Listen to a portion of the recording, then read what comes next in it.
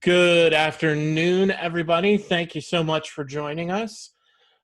Today, we're going to be going into space. We're going to be going farther than anyone has gone before. We are going to the final frontier to talk about growth-driven design. And really what that means is how can we make your website not only an effective marketing tool, but an effective sales management tool, and really part of your overall ecosystem, and make it the best it can possibly be. So my name is Trigby. As always, I'm the Director of Buzz Development here at BizzyWeb. Let's go ahead and get started. If this is your first Bizzy webinar, we do these about the second Wednesday of every month. We are a full-service digital and growth marketing agency based out of the Twin Cities in Minneapolis, St. Paul. Primarily, our focuses are on web design and inbound marketing, with digital marketing meeting in the middle of that. We have an extensive list of awards and certifications, including Constant Contact, Google, HubSpot. We are a platinum partner with HubSpot. We are agency partner certified, and we are a Grow with Google high impact partner. Today, though, I have a special guest star with me, so it's not going to be just me today. You get two Bizzy Bees for the price of one. Ryan Washington is joining us today. Say hi to everybody, Ryan. Hey, good afternoon, everybody. Happy to be here, Trigby. Thanks for asking me to join you. Oh, man. I thought I had a nice deep baritone voice, but I'm going to have to clear my throat and get a little deeper so I can match your timbre. So. Hey. Ryan, you're been with BizzyWeb for a little under a year now. Tell us about what you do here at BizzyWeb. Yeah, so I am a part of the business development team with Trigby here at BizzyWeb. I've been aboard the team since about mid-January or so. So just starting to get my feet wet with you guys and helping the Twin Cities and beyond with their growth marketing needs. So Ryan is going to be a great test case as we talk about growth-driven design today. So Ryan, when we hired you, what did we just kind of give you a phone book and say go to town, or was there a training program involved? Yeah, there was a very strenuous, I want to say, training program where I got involved with all of the different certified, through all the different HubSpot programs that we used. And then additionally, I set in through all the different kind of phases of our company and the different teams to kind of learn how we did things and to make sure that when I did go out to sell, that I was going to be selling everything to the BizzyWeb standard that we like to hold everybody accountable to. So why do you think we put you through that training process? Well, I think primarily, I know I had a background that wasn't in sales, so I think that had a lot to do with it. But I think also, whenever you're bringing somebody new into a company, you kind of want them to understand what the culture is, as well as what are the different kind of processes and the workflows that all the different teams operate within, to make sure that when I join, that I'm able to kind of operate seamlessly within the procedures that we already had set up and established. Yeah, and I think another good way to say that is we hired you for a certain amount of talent, and you brought a certain amount of things to the table, which was great. But and certainly we love having you here. But I think the next step is we want you to get better. Sure. We want you to learn from your mistakes. We want to have you learn from certain data points, and ultimately, we want you to continually get better at your job in order to help other people. And that's kind of why I wanted to bring you in to talk about website design, because there's a couple of different ways in which you can think about how to redesign your website, or why should you redesign your website. I mean, first and foremost is if you've got somebody who's got a website who's not performing, well, then it might be time to change that. But in addition to that, you might have less leads than before. Ultimately, there are a couple of different styles of website. I think one of the more common ones, and one of the ones that we focus on at BizzyWeb, is a lead generator site. We want to have a website that actually creates forward momentum in our customers' prospects' minds, so that they're actually delivering on some sort of return and they're getting new leads and new customer acquisition strategies. It might be that your organic rankings are slipping, where your competition is eclipsing you and getting more leads and more people to their website, more visibility. Or you just haven't put any new content on the site. Much like with Ryan, if we don't continually feed him, he's just going to be the same. And so we need to make sure that we're constantly putting new information in and continually making him better and better. Or it might have been several years since your website was designed in the first place and the technology's changed. One of the questions that we get asked all the time is your websites that you build mobile responsive? And we kind of have to think about that for a second, because we've made the change several years ago to just say, well, yeah, everything that we're going to design is going to be mobile responsive. And so sometimes it's hard to remember that some people haven't caught up to that. Or you just say, no, I've never actually gotten a lead from my website. So then it begs the question, Ryan, what good is a website for you if it's not doing anything? I couldn't tell you. If it's not bringing you any return on investment, I don't think it's doing anything good. Yep. So much like Ryan, who's bringing a return on investment, we're going to encourage you today to be like Ryan. Wow. Continue to work, continue to grow, and use metrics in order to make your website one of the most effective tools in your business arsenal. So today we're going to be talking about what does traditional website look like? And this is something we still do at BizzyWeb. It's not our preference, obviously, but it is something that we do. And we're going to sort of lay our design strategy a little bare. Then we're going to talk about growth-driven design. And sometimes I might shorthand that to say GDD. So that's why I have it listed there. Then we'll talk about what is it exactly going to take to get to growth, and how do you run a design process. So this should look familiar. Ryan, since you work for me, I have what I think is a fairly benign, easy thing to say, where I just say, oh, well, just go do that. And then you feel like Captain Kirk there, where it's just, you're getting hit from every different angle, and it's never really what you want it to be, and it's changing, and it's always constantly evolving, and it's hard to actually accomplish something when you're starting when you're starting a creative project, right? Absolutely.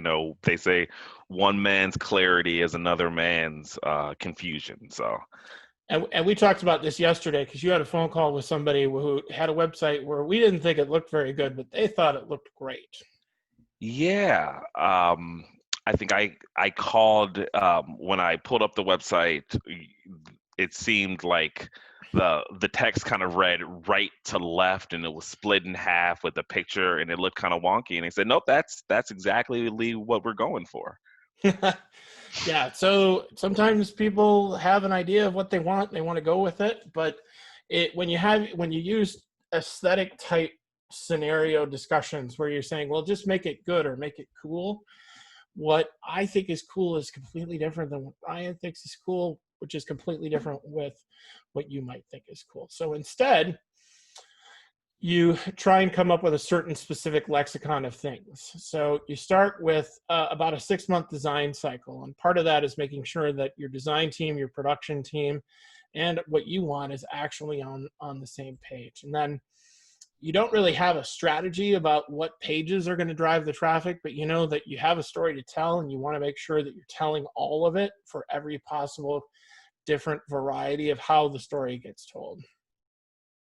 It's a large cost for a time frame. Really, anybody who knows what they're doing when it comes to web design should be charging you at least 4 figures for a website. If they don't, you should run screaming.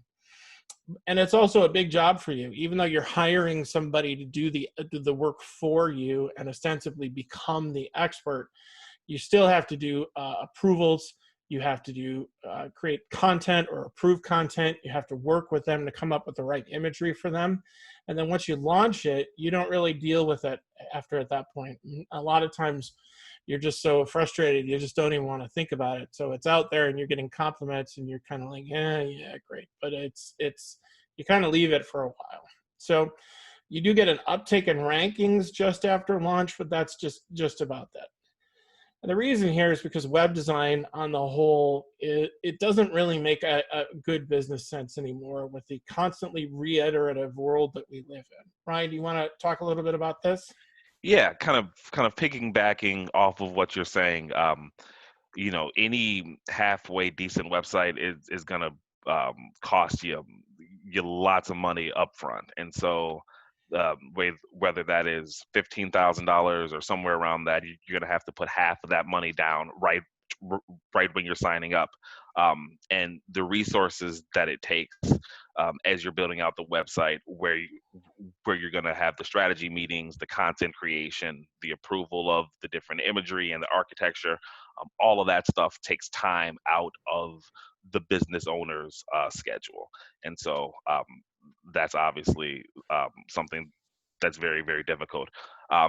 Also, especially kind of thinking about the COVID world that we live in with the long designs cycle, is the current web design gives you kind of a snapshot in time. So as you're building out a website, say you started in the middle of the summer last year, and you just finally got the website launched in January of 2020. Well, you take a look at where we are now, the the content, and kind of where we've been working with a lot of our partners and clients is kind of is looking at how their product now interacts differently with their target audience due to COVID and some other kind of social justice changes that are going on in the world.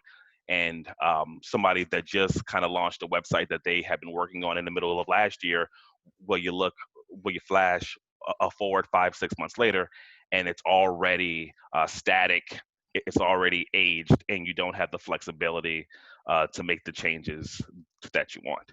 Yep. So at the end of the project, you end up like this guy, just absolutely flummoxed, kind of wondering what the heck did I spend all of that time and money for when I'm already sitting with something that's outdated and doesn't perform the way that we need it to. Do you not know who that guy is? We're doing a I whole Star Trek I webinar, and you I don't recognize Captain Kirk? I told you yesterday that I'm not a Star Trek guy. I don't know what you expected me to do. I, I just like to say to basically our entire creative and production staff who's listening right now is, he does not speak for the sales team. He is, we know exactly who those were. Those are tribbles, Ryan. They're multiply, and they're problems that just continue to multiply and fall on your head when you've got a static website design. So Ah, instead, what it could be is you could have it created not for you, but for your ideal customer. So those people who are the best fits, the people you really enjoy working with, the people who give you the most money with the least amount of grief. That's what an ideal customer is. And you could create your website built for them. You could have it launched in about 90 days, and it would be smaller than a big giant website, but it would grow where your users want you to grow, not where you think you should grow, or where a marketing guy like Ryan and I tell you, oh, you really need this to grow. You grow based on what your users are asking for, based on demand. And it's designed on your business goals. So if you are really trying to use your website for new customer acquisition, then there are a certain set of standards that have to be followed in order to get that to happen. And that's designed about what your business specific business goal is, not what somebody is making an aesthetic choice. And it's also updated continually. And the reason that it gets updated continually is because you want people to come back over and over and over again. There's a great store that I enjoy going to called TJ Maxx. I didn't really enjoy going to it, but they've sort of understood the idea of their business model, which is that their inventory is ever changing. To a certain extent, if you go to Target, the men's clothes are going to be in the same place, the toys are going to be in the same place, the electronics are going to be in the same place, and it doesn't change. There's a reason for that, and it's usually a good one, but it needs to continually be updated and changed. And that's what TJ Maxx does, is they've leaned into the idea that you should always continue to come back because there's always going to be something new here. And a really great website should also be integrated into your business processes. What do we mean by that? Well, things like if a form gets filled out, then it should automatically be dropped into your CRM and your salesperson should get notification of it. Or if somebody fills out a support ticket on your website, then that person who filled it out, that should be the end of it for them. But your support team should know of it, and they should be alerted of it, and they should be able to take a response back. And all that should happen automatically without anything changing. And that's really what the value of a growth-driven design is. And so you might say to yourself, no, that's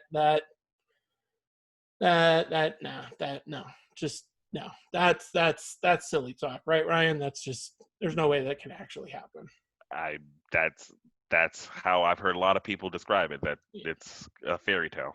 Yeah, well, it actually can. And the reason is that the model for really effective business website design has changed into growth-driven design. So, Ryan, what you described on the bottom there was sort of the traditional stepped process where you design a site and then nothing really changes for about 2.5 years. And then all of a sudden you get great impact growth. Mm-hmm.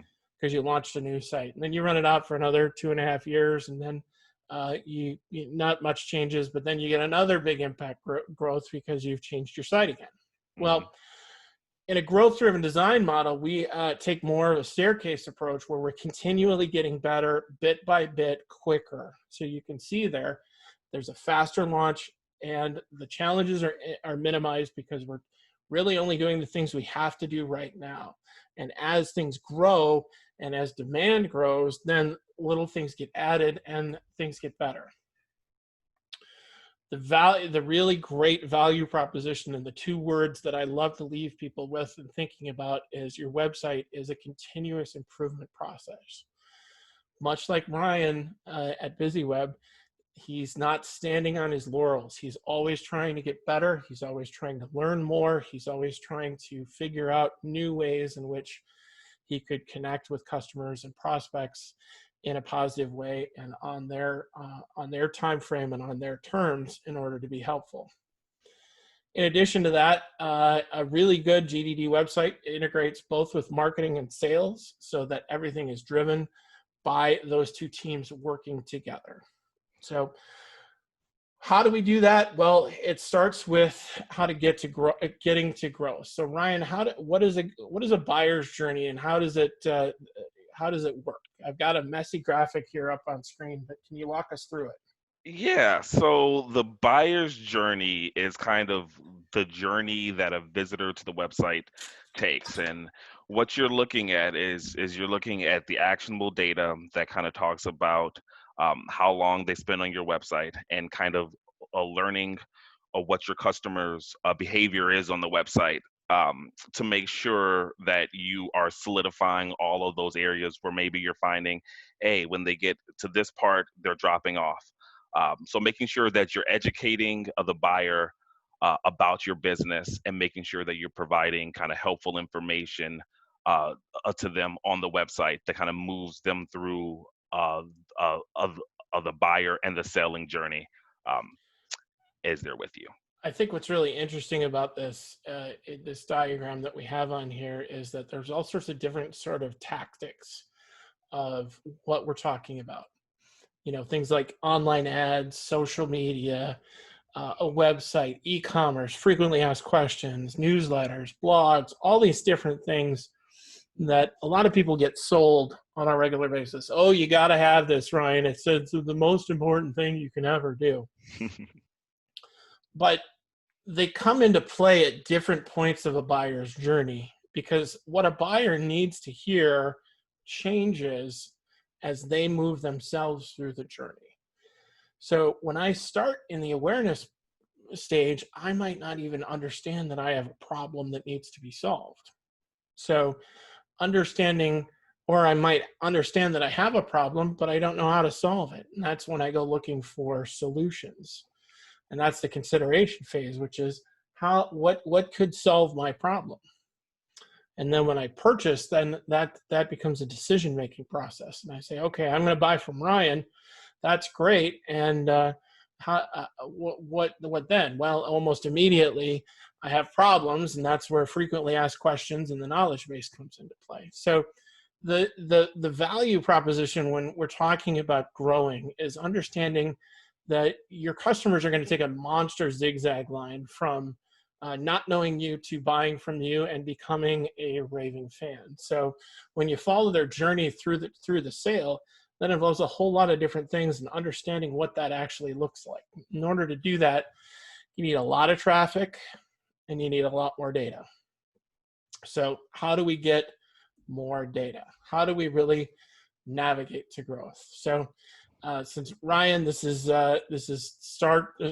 Star Trek stuff is all new to you.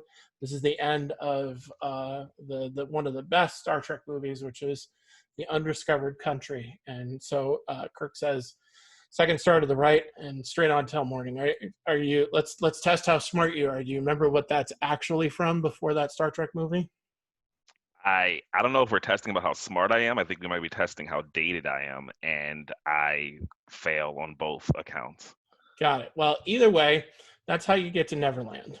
From Wendy's Okay. house. Oh, okay. Actually, yeah, I should know that. I should know that. Is second star to the right and on till morning. And we've talked about a lot of big ideas today, and some of these seem a little scary, and some of these seem a little hard. And so that's why we want to make sure that we leave people with a navigable pace on how to get there. So first of all, it's important to have marketing because we simply need data, and we need more people going to the website so that we can have a better class of understanding where they're coming from. So in order to do that, we want to use a number of different tools: inbound marketing, digital marketing, online sales, offline sales. Anything that we can do to drive people to the website helps us make better choices quicker.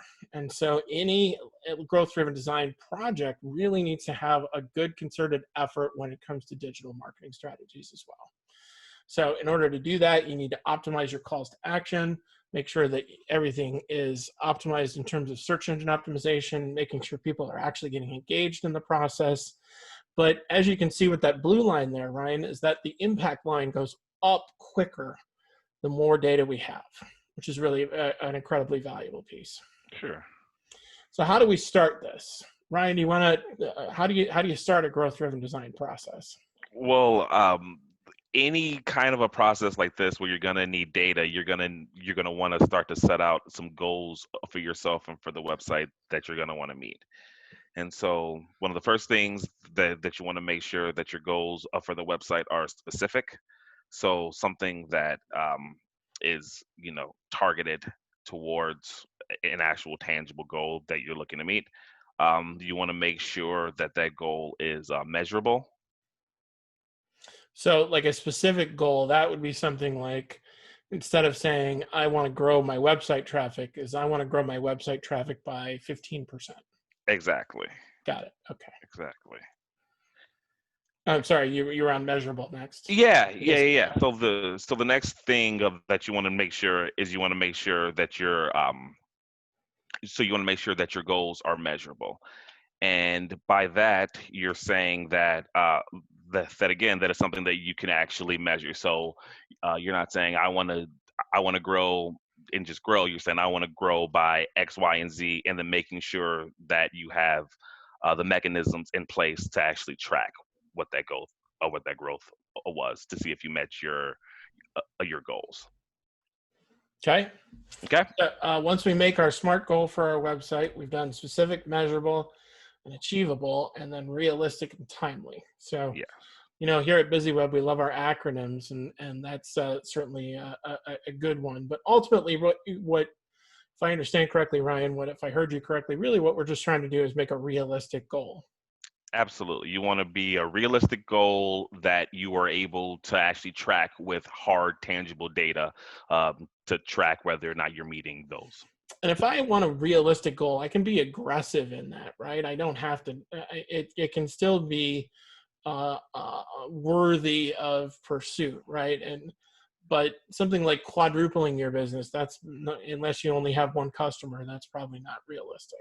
Yeah, you want to aim to improve, but by kind of setting unattainable goals, then you're kind of just setting yourself up for failure and for difficulty in tracking that. So, if you're saying, "Hey, I want to increase my sales by 20% of year over year, or even 30 or 40% year over year," and there's a plan for you to do it, then that is a tangible goal. But if you're saying, "Hey, I want to increase my sales by 80%," and all that I have in place is the same old stuff that I've been doing, then that's not probably a realistic goal.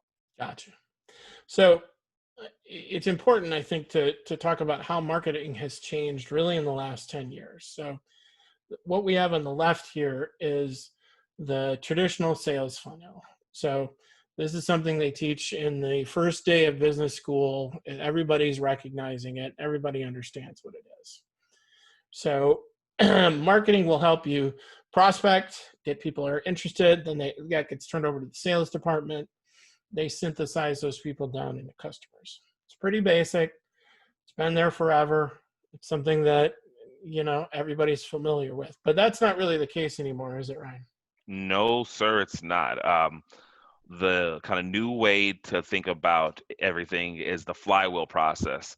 And kind of what the flywheel does is it makes sure that all activities are putting the customer at the center of all of your interactions. Yeah, and when you are talking to a customer, you notice on the left, the customer is not even part of your process anymore. Sure. Whereas on the right, they're right in the middle, and they're going to stay right in the middle. Hmm.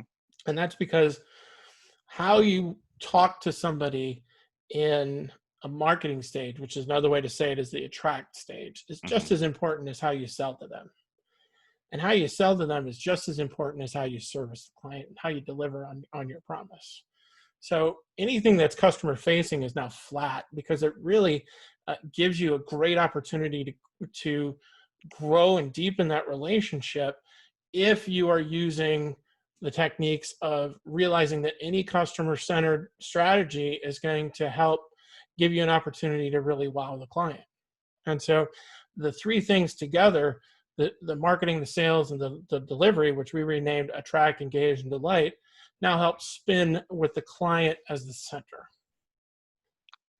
And I think kind of piggybacking off of that is when you're looking at the different stages, like let's take for instance the attract a stage above, um, how you're speaking to a current or past client versus a potential client is going to look a lot different. So you might um, say put out a Facebook ad that links back directly to your services, trying to attract a new customer. However, if you're talking about a previous customer or somebody that is a current customer, then you might send a targeted email inviting them to check out, kind of a sister service to what they're already utilizing. So they use the data, and you're going to want to make sure that you are engaging with all of the different kind of prospects um, all the way through. Yeah. So one of the things that we ask people when we start a growth driven design project, or really any project, is what does your flywheel look like? More than likely you've got a sales process, you've got a marketing process, but what's your delight process? How do you really give somebody a wow experience so that they feel good and they want to tell other people about it? And I think of that as the answer to the guy question. So if I go on Facebook, and oftentimes somebody will ask me, do you have a guy who does this? And I get asked that a lot. My answer is usually yes, but I'm not going to give somebody an answer if I've got a bad experience. I want to make sure it's a good experience because I want that great engage and delight process because I've been delighted in some way. And so those kind of interactions are kind of like a tennis match, and they're happening on a regular basis all over the internet right now. But they're also being done in a way that thousands of other people can actually see. So when you're thinking about how to grow your business, this is where we start. What's your flywheel? What does it look like for you? And how do you treat your customers through each part of their process? And so at the center of that is really understanding who your customers are. Ryan, do you want to tell us about buyer personas and how we do that at BizzyWeb? Yeah, absolutely. Buyer personas are super important. And as you guys are seeing up on your screen, a buyer persona is plainly a semi-fictional, a representation of your ideal customer that's based on real hard data and educated guesses about their demographics, behaviors, motivations, and goals. But most importantly is what you can glean from putting this stuff together. So it can help you to determine what messages will resonate best with that particular group, what channels are best to reach them, and most importantly, how best to convert them from a prospect into a sale and user of your product. And when you're talking about figuring out that somewhat a fictional representation, really it's not just the money, right? It's also how well they work with you. Sure, absolutely. I remember we were talking with a printing company at the beginning of the year, one of my first actual outings with you, and you turned them on to a tip where they actually re-engaged and delighted some past customers and clients, got them a bunch of new business that they generated with a lot of bigger name people, so big bulk orders, and and in doing so, they actually realized, A, this isn't our target group. This is not who we want to go after. They were able to go back and kind of shore up their buyer persona to make sure that they were actually targeting the best fit people for their company's growth goals and needs. Oh yeah, I forgot about that. It just goes to show you, if more people listen to me, they all make more money. So this is how we lay out what a blueprint for lead generation looks like.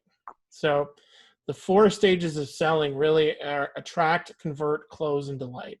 And so to start with, you've got strangers, and that's really where a business starts. Nobody's got anything, and the way you attract people is through things like keywords, so you're found easier, sharing blogs, which really help become thought leadership, and then publishing on social media. Then eventually you start getting a following, and you really want to hone in on that buyer persona that Ryan just talked about, and you want to start converting those people into clients, and you do that through giving them opportunities to talk to you, like a form, which really is just the equivalent of somebody throwing up a hand saying, I'd like to learn more. Calls to action is a fancy marketing way of inviting somebody to take an action, which you can then track, and you do that through landing pages. And then once that happens, they become a lead.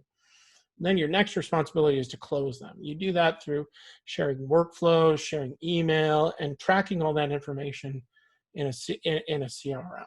So then they become a customer. Once they're a customer, you want them to become a promoter. So the way you do that is you follow them on social media. You're continually engaging with them beyond just the website and beyond the sale, because they're still a part of your world. They're still the center of your world. And the website, especially a growth-driven website, hits all of those things and continually gets better. So what does the growth-driven design process look like? First, it starts with strategy. And that's to really have an understanding of what are the fundamental issues that somebody's going to come to you for. Either you're providing a service or providing a thing, or a service to get a thing, but ultimately you're solving a problem. And so by laying out what exactly is that problem that you solve, then you can figure out how to understand better how your website can demonstrate that you can solve that problem. So in the strategy phase, you're actually sitting down and writing things like your business goals out, if you haven't done so already. Your website goals should follow suit from that. You want to figure out what are the assumptions that you're making about your buyer personas, and are you correct or are you not correct? And if you aren't correct, or if you lay them out as an actual assumption, okay, great. Well then, let's make sure that we follow those and make sure they're correct through journey mapping. And then we also brainstorm a wish list, something where we can always follow up and figure out, is this something that we really need right now, or would it be kind of cool to have later? And so if it's not something we need right now, well, that's great. Let's put it on the wish list and take it to the next step. So the next step from that is creating a launch pad. So a launch pad it looks like a full-blown website, and it's better than what you've got right now, but it still leaves room for improvement on purpose. Because really what we're going to want to do is create some quick wins. So we've created this new website. We want to get more value out of it, and generally that needs more leads. So, okay, how do we accelerate that approach to get better leads in quicker? How do we create effective content development, and how do we measure what we're getting versus what we'd like? And are those two things the same things? And then ultimately the byproduct of all this is that you get to find out that maybe you have some inefficiencies in your process. And so in doing so, you get the opportunity to get better at your own process in order to deliver quicker and faster. Once you've got that Launchpad site launched, then you start really collecting the data. And then you follow sort of this endless loop of plan, build, learn, and transfer. So once you've established what a real thing is that needs to be changed, then you're going to change it. And then once you change it, then you're going to reevaluate, figure out, did this give us the intended goal? Are we getting better or worse, or are we staying the same? Okay, great. Now what's the next thing? And you do it over and over and over again. We have some continuous improvement websites that are in, I don't know, what would you say, Ryan, like the 40th iteration right now? At least, Yeah, at least. absolutely. So when you talk about the continuous improvement process, and I think I laid this out just a little earlier, it's once you've built out the Launchpad site, you're really looking at the performance versus your goals. And in order to do that, you have to track the data, make sure that your goals are in fact realistic. You also want to make sure that you're getting input from marketing and sales. Are the marketing people getting the information that they need about who's coming to the website? And are the salespeople getting the leads? You know, salespeople, they're a bunch of crying little folk who only want to have more leads, and they'll just say, I want more leads, and the leads aren't good enough, the leads aren't better enough. So you have to draw them out of that, and the way you do that is by asking them on the upfront, how do we make this better, and how do we improve this, and help us help you. We actually got a Jerry Maguire quote in today, so that's great. And then that wish list that you had before, prioritize. What are you going to do first? What are you going to do second?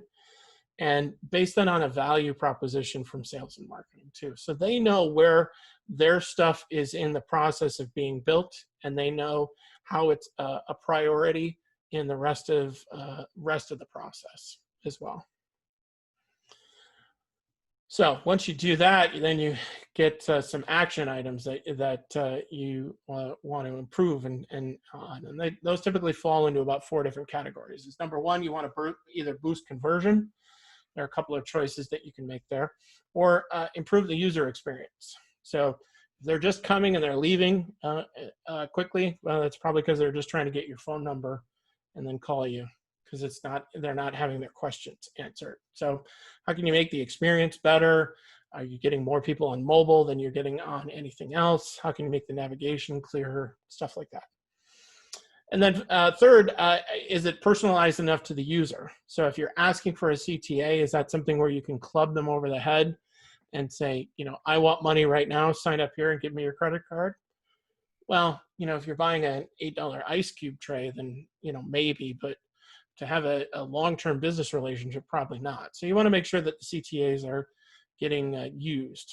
And so you're also tailoring based on interest and geolocation. So I think we had a hardwood floor company here in Minneapolis and St. Paul, and their name is the Armagh Hardwood Floor Company. Armagh is also the name of Ireland, the name of a city in Ireland. So there are, because we're actually pretty good at our job, the local company gets a ton of leads for the Irish flooring company, and then they just send them over. So geolocation actually does have a certain amount of value. And then you want to build new, interesting marketing assets. So what are some tools, what are some giveaways that you can give people as a demonstration of thought leadership? What are some marketing resources, like one pages, things like that you can give to people? And how many places can you put the website? Directories are great. way to pick up wind speed with SEO very, very quickly. So that being said, how long does it take to go from nothing to warp speed?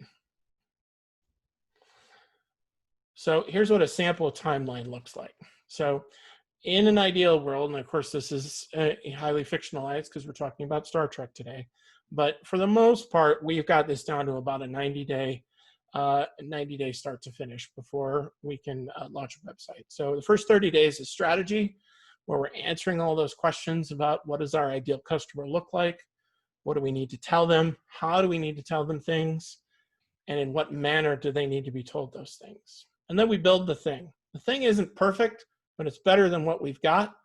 And it gives us an opportunity to test our theories to see if it matches up with what our ideal customers want. And then we go into monthly cycles where we're continually trying to get better on our conversion rate and better on results. So this isn't something as simple as just getting more visibility, because that doesn't actually drive as much revenue as we'd like. Really what it is we want to make sure that we're getting the bottom line out of this, which is more leads and better value out of our website. So creating goals and making sure that your goals are met, either on a monthly goal, quarterly goal, 6-month goal, all of those need to be met. And even if you're not meeting them on the first month, you're growing towards it. And then at the end of the first year, you've got to reset all of them, because your company's in a different place. And just like the world we live in right now, what we have today is completely different than what we had yesterday. So reset your goals every year. So just as sort of final thoughts, and Ryan, I appreciate you being here today with us, is growth-driven design, much like hiring somebody new, like we did with you, Ryan, is a process. You start with something that's good, and yet you want it to get better. And so you train it, and you give it feedback, and you work with it, and you coach it. And so in doing so, it's going to help your sales and marketing, and your audience is going to learn and grow along with you. So they're going to continually feel good about coming back to your website on a regular basis and sharing the information that you provide. So our mantra here at BizzyWeb, easiest way to make money in marketing is measure, track results, and show a return on investment. And if you can't get a return on investment, well, it's time for something to change.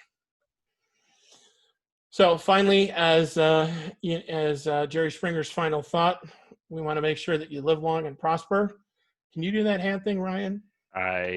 Not for $1 billion. Oh, it takes some practice. It's not the easiest thing. It's the easiest thing to do to get started. But so you can do it. You can do it. I can. Yeah.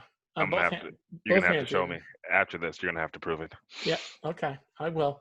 If you're listening to this and you want proof, send me an email and I'll take a picture of myself holding up the Vulcan sign of peace. But yeah, this isn't a quick process by any means. It's something where you want to get better continually, and it's going to be something that hopefully will be growing throughout the length of your company. And you want prosperity. You want it to get better, and you want it to deliver value. That's the whole shooting match right there. So for those of you who have been listening politely to our discussion with Ryan Washington today, we are going to give you a free copy of our ebook, An Introduction to Growth-Driven Design, and how you can incorporate it into your web design project. And you will get an email from that later. But if you're listening to this on YouTube later after the fact, just drop us a note and we'll be more than happy to share it if you've lasted this long and laughed politely at our jokes. So next month's webinar, like Moneyball for your website, we're going to talk about the 5 best practices we've learned and the keys to good growth-driven design. So we're going to talk again about growth-driven design, how it affects your rankings, how to really track results, and how to really dive very, very, very deep into what a good actionable result will look like. That's going to be on Wednesday, August the 5th. And if you're interested in going, you will see that at bizzyweb.com/events, or I probably can send you an email or two. So thanks again. If you're Ryan, do you have any final thoughts before we sign off? No, just thank you so much for letting me join in Yeah, and thank you here. for Yeah, helping. hopefully you'll let me piggyback and join in and tune in with you some other time. Absolutely. It was a pleasure having you. So if you're interested in talking to Ryan, his phone number's up on the screen there. You can also reach him at ryan@bizzyweb.com. Or you can always reach me at trigby@bizzyweb.com. And I'm thankful I'm not wearing that shirt, Ryan. Like the first 5 webinars I did this year, it just so happened that I was wearing that shirt the whole time. I feel like, and then I get to this point, I think, God, do I have another shirt that I could wear?